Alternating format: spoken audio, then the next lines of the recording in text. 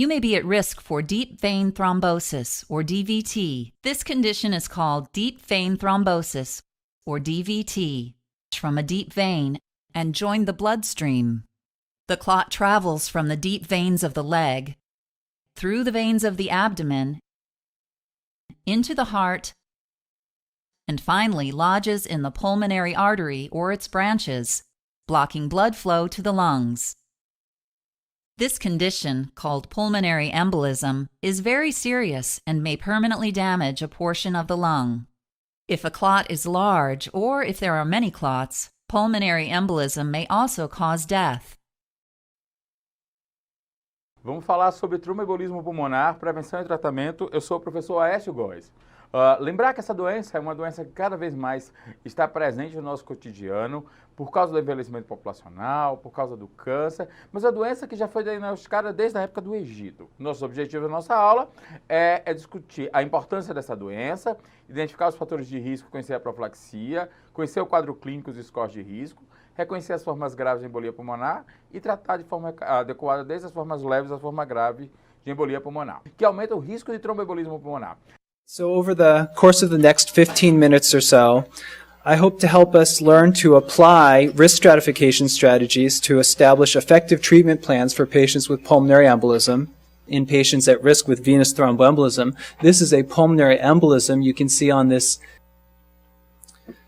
Now, pulmonary embolism really represents a spectrum of diseases. At its most severe, massive pulmonary embolism accounts for about 5% of patients.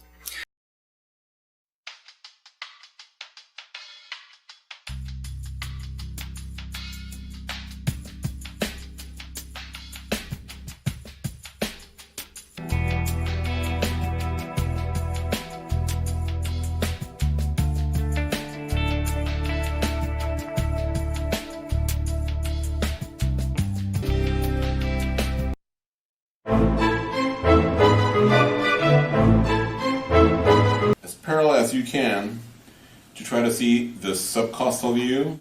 You should be able to see the liver, the right ventricle and the left atrium in the top part of your screen, with the left ventricle and left atrium in the inferior part of your screen. And when you're assessing the subcostal view, you always assess for cardiac motion and any pericardial effusion. And in this case, and you want to put your probe pointing towards the base of the heart. You should be able to visualize the 4 chambers. You're going to have, on the left side of your screen, you should have the right atrium, right ventricle, and on the left side of your screen, you should be able to visualize the left ventricle and left atrium.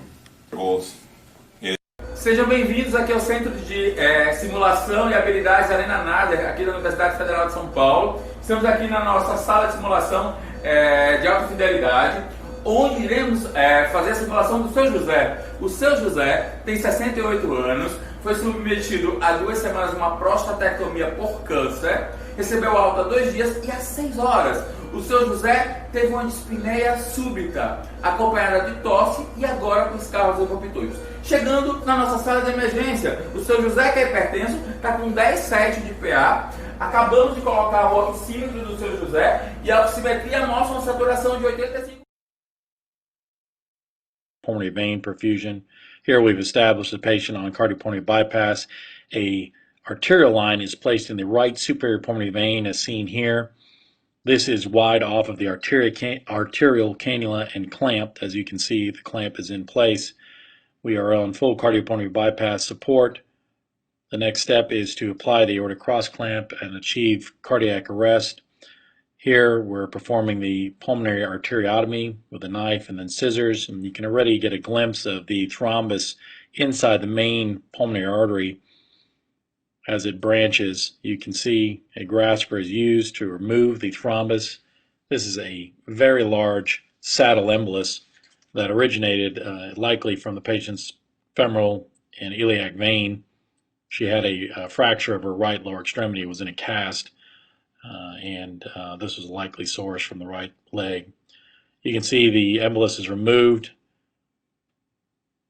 A Fogarty catheter is used to clear any further clots, which none are found. Then at this point in time, we take the clamp off of the right superior pulmonary vein cannula. This allows us to perform retrograde pulmonary perfusion.